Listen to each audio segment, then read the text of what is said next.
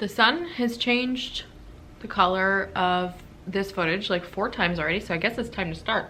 I am drinking a colossal smoothie. I bought my first blender a couple months ago, and I'm addicted to smoothies. I've had everything from like mango, pineapple, coconut to today is just like a strawberry and banana with a little peanut butter in it. If you are a smoothie person or you have any like recommendations or must-have ingredients for your smoothie, I would love to hear about it. Please drop it in the comments. Okay. Good morning, good afternoon, happy whatever time it is wherever you are. This is episode 2 of the Lochknits knitting podcast. My name is Haley. I am a tattooer and crafter coming to you from Wilkes-Barre, Pennsylvania, Northeast Pennsylvania in the United States.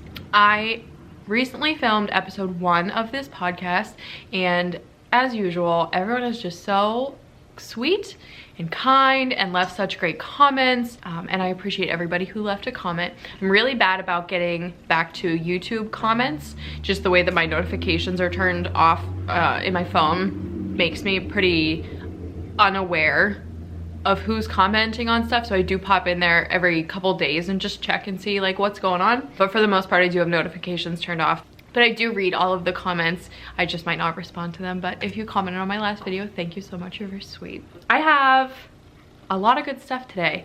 Hopefully this will be a shorter episode. I feel like episode 1, you know, is always like longer or different or whatever. Just gotta do like introductions and all of that. So I think it should be a little bit of a shorter episode today. But I am just a naturally chatty person, so no promises, I'm not sure. To start with what I'm wearing, I'm actually sporting a shawl that I did not knit. This is I have it right here, the Spring Cleaning Shawl by Stephen West. And I did not knit this because my best friend Sock, who is Misfit Sock on Instagram, knit it a long time ago, a couple years now, and it was just one of those projects that you enjoy the process but maybe not the finished product. So she wore it for a little bit but just wasn't gravitating towards it, and I said, I'll take that from you. So I did. She gave it to me, and it's cute. I just have it under like a ratty old t-shirt that I bought at a tattoo convention that's like intentionally distressed. But yeah, here's the fit, you know, just comfy, cozy. I like to like feel like I'm all wrapped up, you know. I love shawls. I'm a big shawl person, and I know that shawls are, I feel like, something that everybody can appreciate the look of, the visual. I know a lot of people that knit shawls but maybe don't necessarily wear them. I love wearing a shawl. I'm doing this like kind of half-hearted side thing here today, but honestly it just feels like I'm wearing yoga pants, a t-shirt, and like a blanket, and that's all I need. Oh, now we're blue. I'm podcasting today in absolute mid-afternoon. It is 12:45, but we just had daylight savings time here in Pennsylvania, so everything's all weird and, you know, whatever. So again, free program. Like I said last time, can't really control the audio, can't really control the way the sun happens, so just bear with it. But I have a lot of really cool finished objects today. I have a little sneak preview of a shop update that's going to be happening in probably the next week or so, and I just wanted to pop on for a quicker episode to share some of these with you. Okay, so I mentioned actually both of these FOs on the last podcast. One of them was already done and had existed, and I just had it at my old apartment. I went to my old apartment and liberated it from there. And then I have a finished whip from episode 1 that I was working on that I can't wait to talk about. It turned out so great. So I will start with the one that has been sitting on the blocking mats and is finally dry. It's finally done. It is so cute.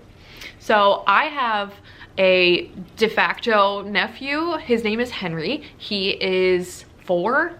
Every time I mention Henry on the podcast, I actually have no idea like how old he really is, but I'm pretty sure he's 4. Henry is very, very tiny for his age. His mom and dad are both like smaller people. If you've heard me talk about my best friend Gail on any of these episodes, this is Gail's son, Henry. I will pop in a picture of Henry here because he's so stinking cute. Gail is one of my most knit-worthy people I've ever met in my life. She herself is also a crafter. She's a big seamstress. She's been knitting since she was like old enough to hold knitting needles, and she really appreciates hand knit objects and actually wears them, uses them, dresses Henry up in them. So I've kind of started like a light tradition, and now I guess I'm sort of solidifying it, where I knit Henry holiday winter sweater every year.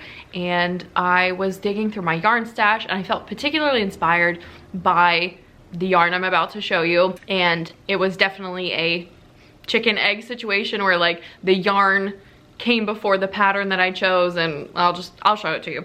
It turned out so cute. So I made a, oh, it does look so cute. I made a Strange Brew sweater by Tin Can Knits. If you don't know what Strange Brew is, or even if you're new to knitting, crafting in general, and you've never heard of Tin Can Knits or the Strange Brew patterns, I'll just start with Tin Can Knits. The nuts and bolts of it is that Tin Can Knits is a group of pattern designers that put out the most thorough, size inclusive, age range, gender, all of that type of knitting patterns. So if you see a pattern that you like, chances are you can make it for every single person that you've ever met in your whole life.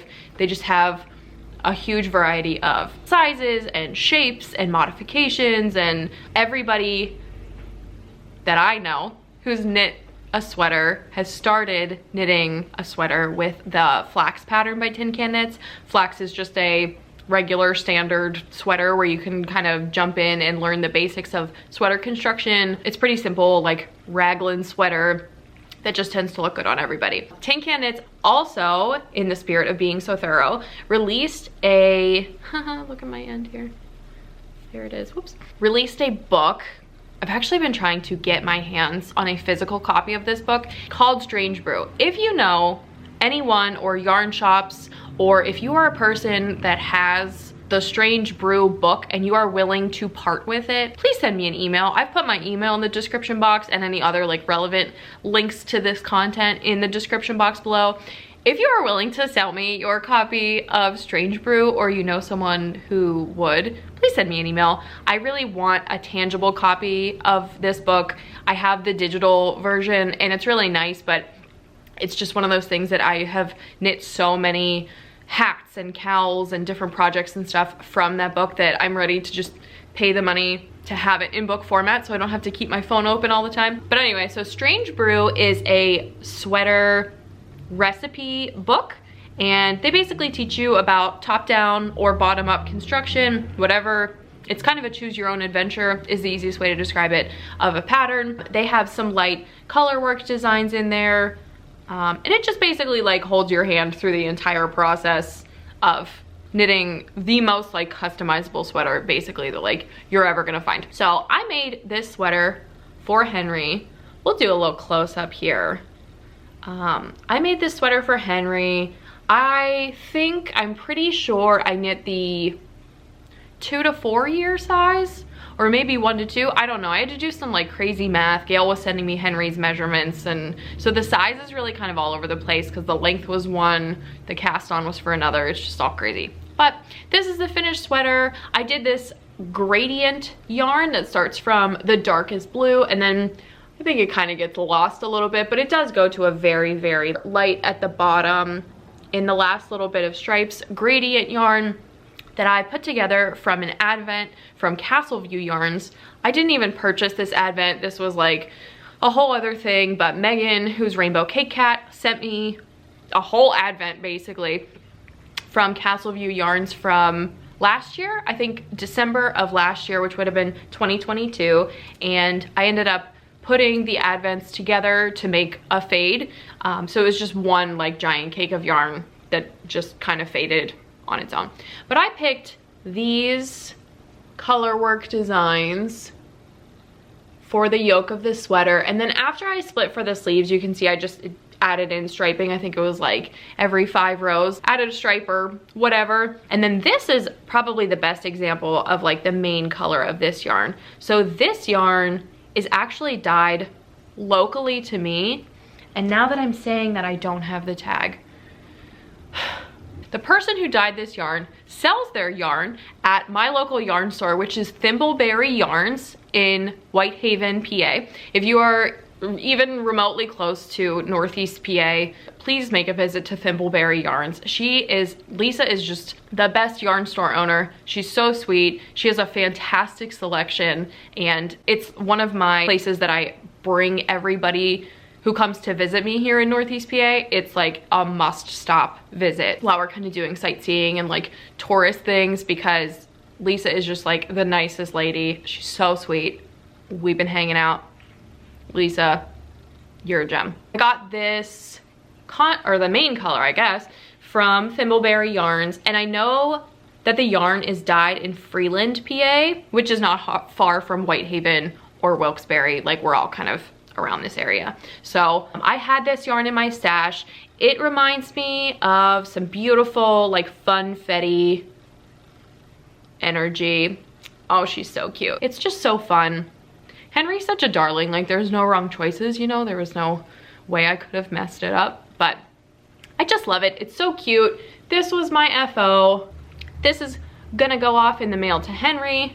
He's a darling. If I receive any photos of Henry wearing this sweater from Gail, I will put them in whatever next podcast episode I can. I can't wait. I can't wait to see it on him. My next FO is something that I finished like an hour ago. Maybe 2 hours ago. Last episode, I talked about how I was working on trying to perfect my fit gauge yarn content, fiber content version of the Ripple Bralette pattern by Jessie May. It's a very simple like camisole underlayer. I see people wear them as tank tops all the time. Like, they're just sort of a staple. It's definitely a knit that you can like never have too many of in your wardrobe. I have knit this a couple times, and I finally, maybe crossing our fingers, think that I've locked down my perfect gauge and formula. So let me show you this tank top. This particular version is probably like most underwhelming because it's just solid black cotton. There's not really a ton to see here, but look at her. So I have, like I said, just finished this a few hours ago. I haven't washed or blocked or like done anything to this yet. I did put it on my mortal form and it fits so nice. The cotton yarn was like, it was the move. It was absolutely the move. It feels really good. It feels like something I can wear under like an outfit like this, like just t-shirt, shawl, like sweatshirt, whatever, which is 100% what I wanted. I love this. I love the fit of it. I feel like I want to get some nice FO pictures of it too, because it's just so, there's something about an all black knitted garment. It just looks so nice. This looks like professional in my opinion. I don't know. I just see this and I think like peak comfort, comfy, cozy. I do want to also highlight, I don't think I've ever shown it on a podcast before, but I've had this for a couple years now. I have my own Lochknits hanger. It turns out that on Etsy, you can buy hangers that say Mrs. So-and-so, bridesmaid, bride, with like dates on them. Like, people buy them, in America at least, for weddings and stuff like that. You can get like baby size ones for like baby shower, whatever. I ended up finding one on Etsy, and this was years ago, so I can't put a link down below, but just for a point of inspiration, I just found one that was sort of like a one-line business, so there's no dates or anything on it, and I just got it made to say Lochknits, which I think is pretty cute. You can't obviously like really draw your attention that far up, but I have put like a ton of knitted sweaters on here, and it just looks really cute, like with a little name next to like, you know, little top or something. But this is my finished object. The yarn I used was Millamia 100% cotton in just like black colorway. After I put this project on Ravelry, I realized that this yarn is listed as a sport weight, and I could see that kind of, and you know, I didn't like make a swatch, I didn't block it, I haven't done anything, so maybe it'll grow or expand or whatever when I do that, but it kind of felt like a fingering weight. Either way, maybe sport weight is the way to go for this pattern. I don't know. I ended up getting a looser gauge for sure. It's cotton. It's questionably sport weight. You can definitely like see everything. when I have it on. So if I was gonna wear it as a tank top, like I would have to put like another layer underneath it, just as like an under piece, something to like keep the core warm. I think it's gonna be great. I am so excited to have this. It's so pretty. So that is FO number 2. And so because I just finished that literally like an hour or two ago, I don't have any whips, which is exciting and liberating in its own right too. I can see my yarn stash, well, some of my yarn stash from where I'm sitting right now in the living room, and I'm feeling very inspired. I've been craving a sweater knit. I'm going to explain a little bit more about like some sweater knitting plans at the end of the episode in like the light admin section, just to kind of give some context to what might be my next cast on. But I think I'm going to knit a fingering weight sweater for myself, and I'm actually pretty stoked to use this as a gauge swatch. I love the fabric on this. I would love a sweater at this gauge for myself. There's a hair in my eyeball. You guys like how I tricked you with my straight hair, and this is what my hair actually looks like most of the time. My share hair. I can't wait to use this as a gauge swatch. This worked out so nicely because not only do I have small in the round gauge swatch here, I have some striping, which I think I want to incorporate into a sweater for myself anyway. But this is pretty much like, I wouldn't even constitute this as color work knitting. It's just normal in the round knitting. And then I have full on color work and ribbing swatch all in this baby sweater. This is such a beautiful, fortuitous coincidence. Even though I'm not going to be like matching Henry exactly, I'm not going to be using these exact yarns. Like, it's fingering weight, it's close enough, it's just fine. So I think what I'm going to do is measure properly all of my gauge swatches here, here, and here, and kind of do like a reverse search on Ravelry. I've been doing that the last couple of months where I have a gauge swatch in mind and then I find patterns based around that gauge, and it's been incredibly motivating because I don't, like, the gauge swatch comes first and I have I'm not trying to meet some gauge from some pattern designer that they used some weight of yarn that I may or may not be able to like match or whatever. It's just like I already have the numbers in my head, in my heart, and in my hands, and then I can find the perfect project to go with it.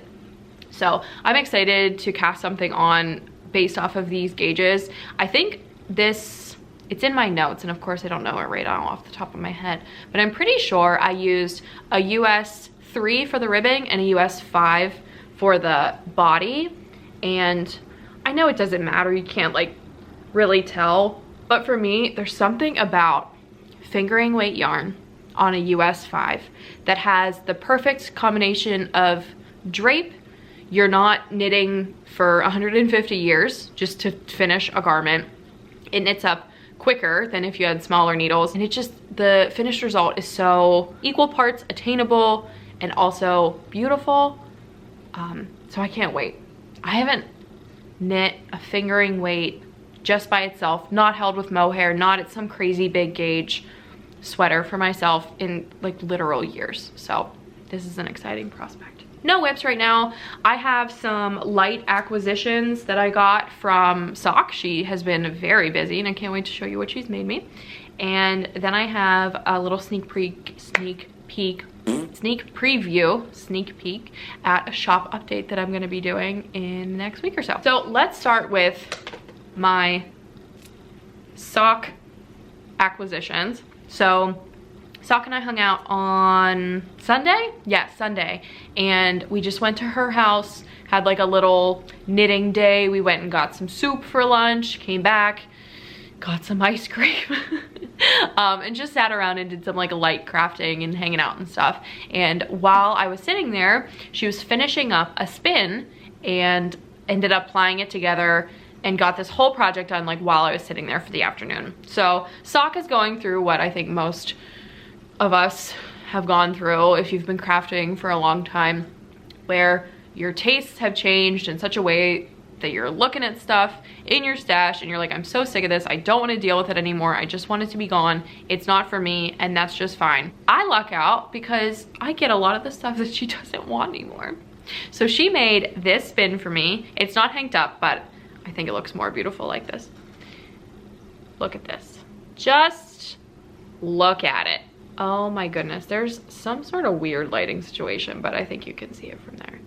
It is like Halloween-y, autumnal, hot pink, neon green, crazy purple, like so good.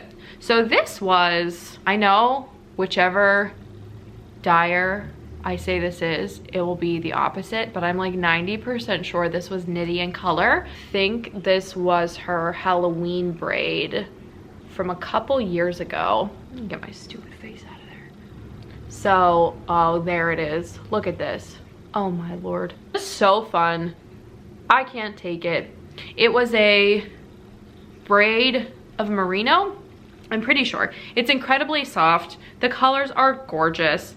If it is in fact Nitty in Color, which I really do think it is. Nitty in Color is just like one of my favorite yarn dyers and just like hits the mark every single time. So Sock has gravitated sort of away from these crazy colors, more into natural, more rustic yarns and spins and everything like that. So this was just something that she was trying to clear out of her stash. So she finished it up. I washed it when I got it home and everything, and it dried just in time for this episode. So I just love it. I don't know what this is gonna be. I think I want it to be color work. I also have like a crazy vision of a cardigan that's all stripy, full of like hand spun yarn. So I don't know, like the sky's the limit, but just so beautiful. I'm gonna get this hanged up really quick and I'll show you what it looks like. I'm not good at making yarn hanks. Couldn't be a yarn dyer even if I wanted to. Yeah, I'm really not good at making yarn hanks. But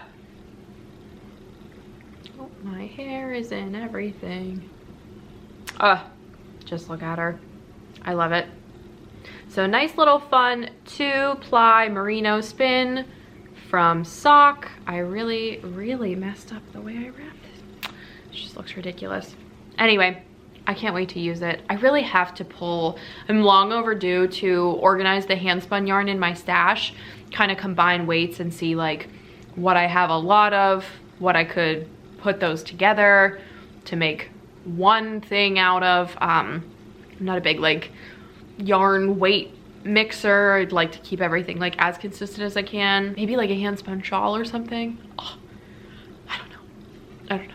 Anyway, the other thing I got from Sock is so special. Oh my God. So this year Sock she's popped off, like totally popped off. She got her first spinning wheel, which is amazing. Sock and I both have a Kromsky minstrel, which is like so beautiful, such a work of art, like in and of itself. We both have a Kromsky minstrel, and she has like gone down, like I spin casually, Sock has gone down the road of like knowledge and being informed and spinning for a purpose, and it's just very impressive.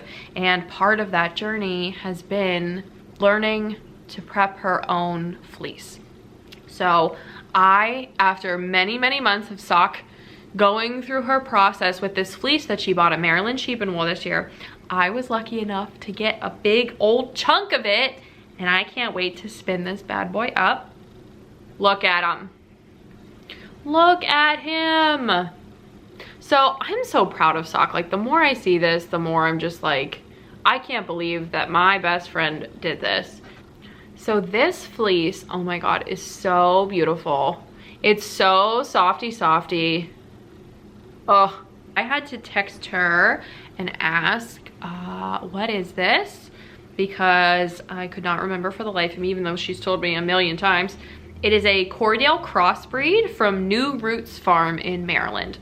And I can't wait to spin with it. She's done a few little sample spins and she's prepped it in a couple different ways and stuff like that. And I don't really understand most of it, honestly. Like I just haven't taken a dive down that road yet with spinning or anything like that, but it's just pretty. I know it doesn't look much like now, especially if you don't spin. You're probably like, this looks like a ball of like just fluff, but it is. It's so beautiful. I'm so proud of Sock. This is like not an easy undertaking. There's not a lot of like good information online about how to prep fleece in a way that's not like, the information that's out there is sparse. A lot of it either has a fantastic explanation, or the quality of video and like what you're watching is horrible, or it's just not as, you know, informative as a lot of other avenues of fiber crafts and fiber arts are. So really been working hard to find good references and put together a lot of information. Oh my god, it's so bright. Put together a lot of information about how to prep fiber the way she wants to. So yeah, those are my stash acquisitions. I would love to do some spinning this week. I feel very inspired by Sock's entire journey. I actually have one ply of something spun up, and then I moved, and now I can't find the rest of my fiber to spin the second ply. So I know as soon as I just give up and spin half of it on itself to make a 2-ply, I know I'll find the rest of the fiber. It's just like driving me nuts. It's just one of those things that, like, how do I lose an entire bag of a fiber braid? I don't know, but I managed to do it. I can see it over there. It's like looking at me. But yeah, I want to do some spinning this week.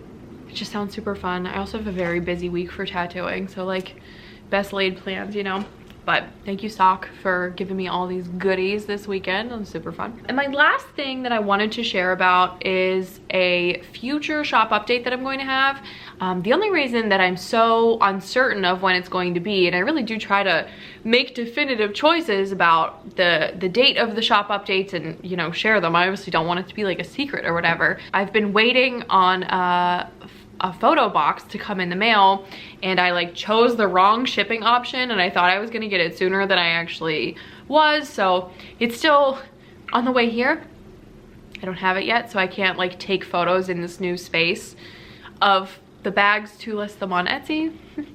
But I have an Etsy store that's linked down below. I usually have sort of themed shop updates like once a month or once every 2 months, kind of depends on the season. Like I said in the last episode, I tend to like sew a lot less in the summer, so with the change of the seasons have been sewing a lot more, and with my new like strongly ingrained like quilting obsession that I can't seem to kick, I decided to make a totally appropriate shop update and do sort of a quilted theme. So I just wanted to show you a preview. I have four bags here that are gonna be in the new shop update, definitely by the end of November, but date TBD. I'll post about it on my Instagram as soon as I know when I'll be able to get these up and listed and everything. So I have 3 sizes of project bags that I sell in my Etsy store: small, medium, and large. Small is perfect for socks, baby items, little things. Medium is like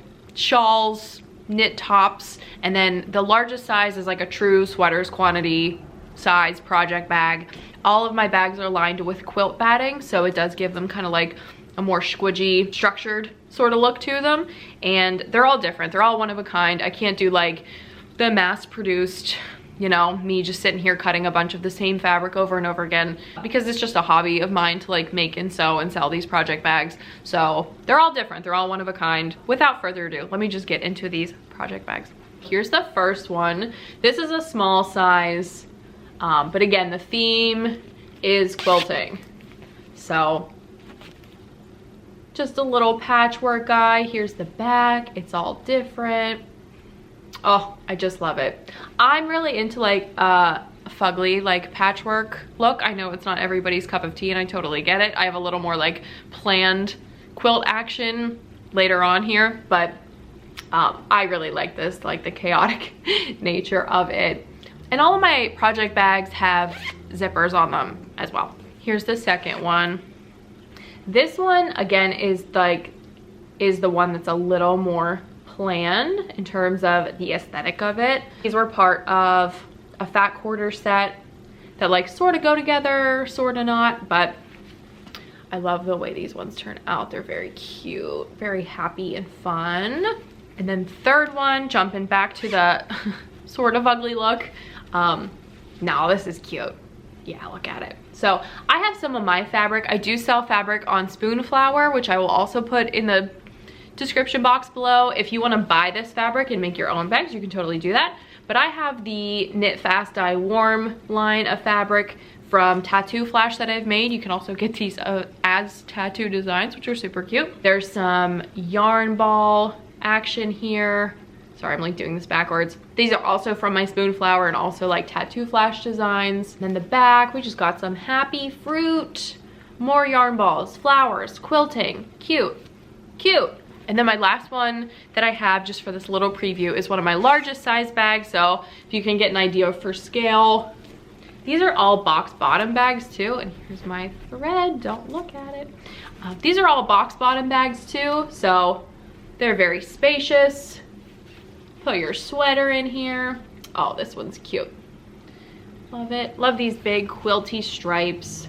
Again, all of these are one of a kind. This is just a small preview of what's gonna be in the update. I've been having so much fun and feeling so inspired with like the quilting and everything. I know that you're probably, statistically speaking, like not here for the quilting. I am so sorry about this ridiculous sunlight. I don't know what the deal is. I know most of you are probably not here for the quilting, so I appreciate you sticking around to let me go on my tirade on the last episode about all of those quilts that I finished. Oh my God.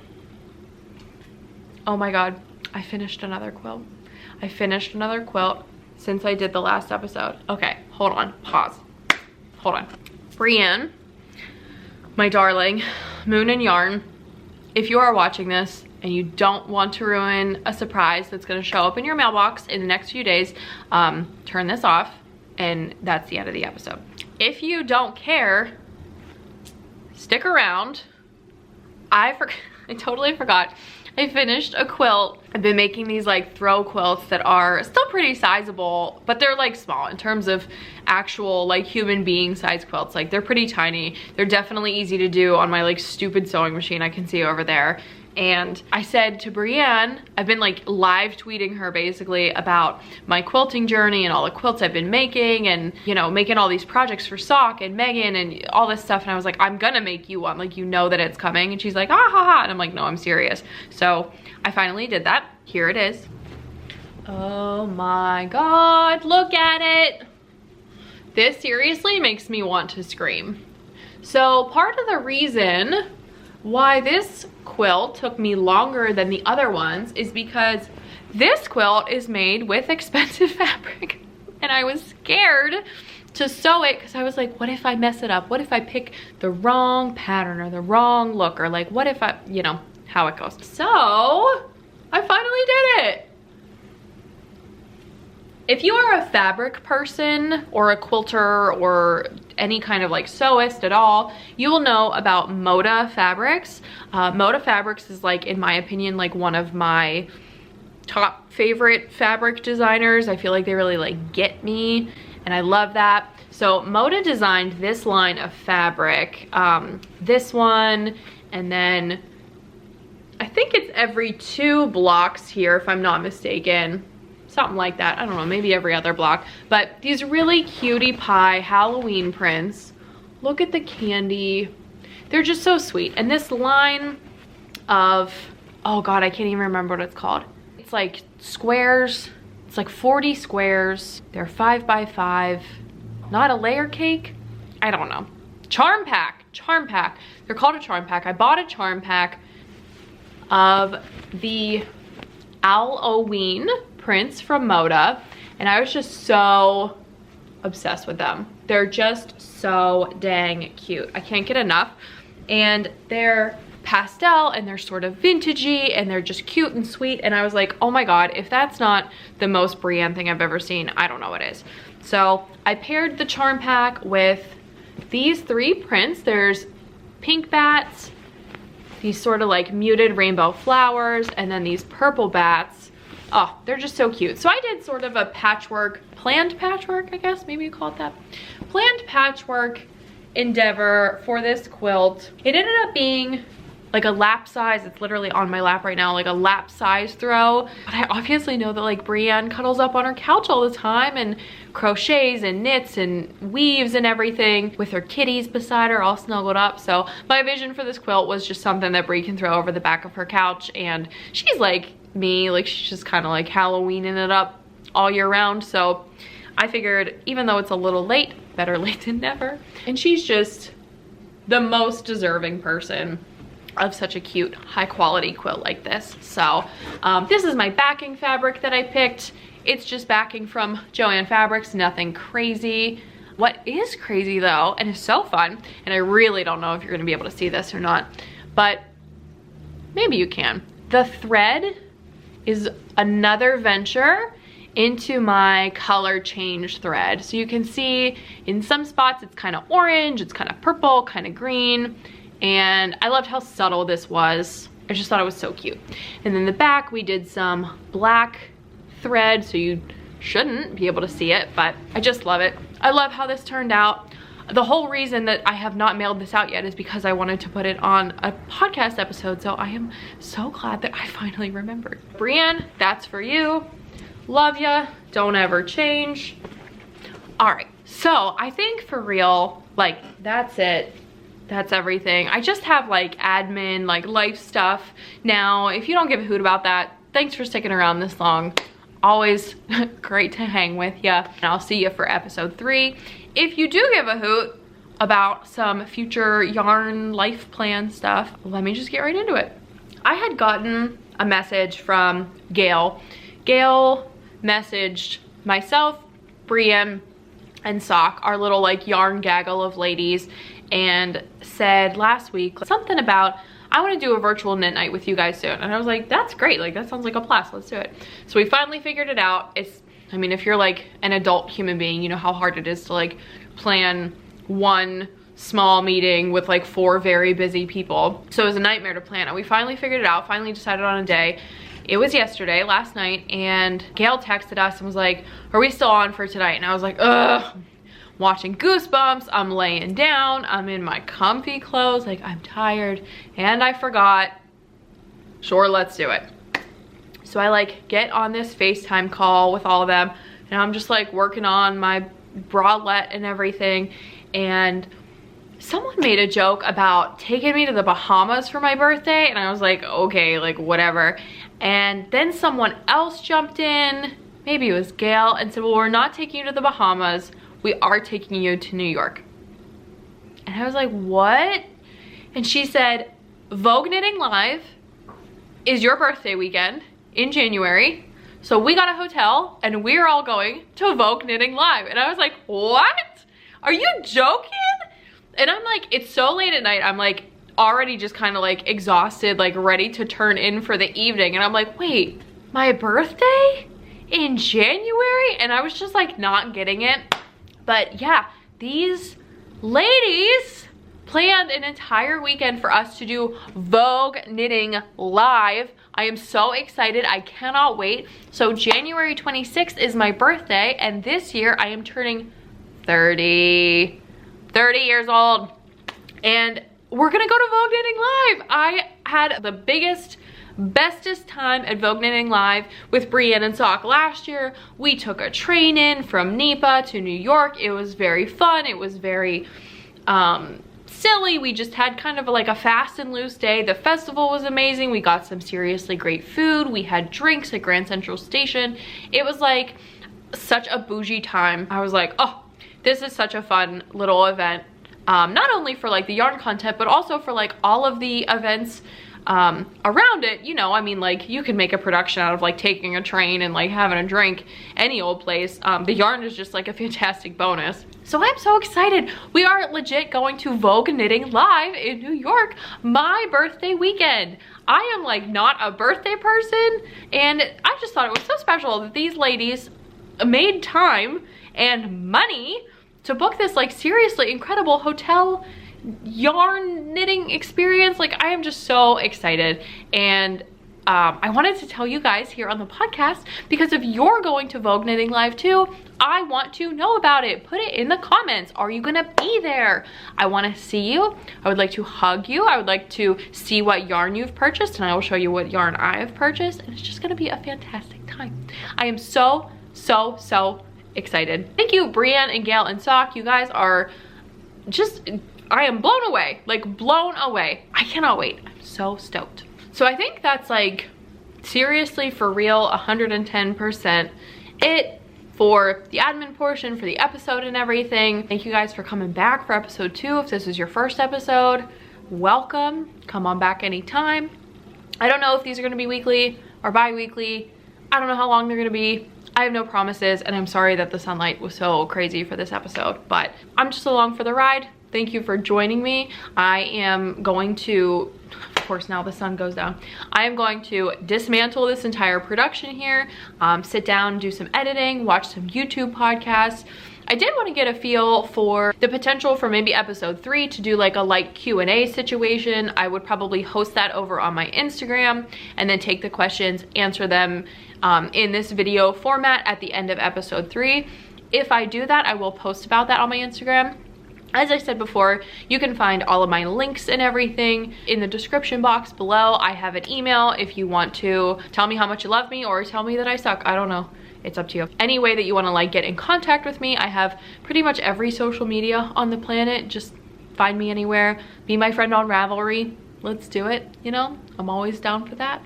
So thank you for hanging in there. Thanks for coming back. I'm so sick of the sun and I'll never film this time of day ever again. Okay. All right, happy knitting. I'll see you next time. Bye.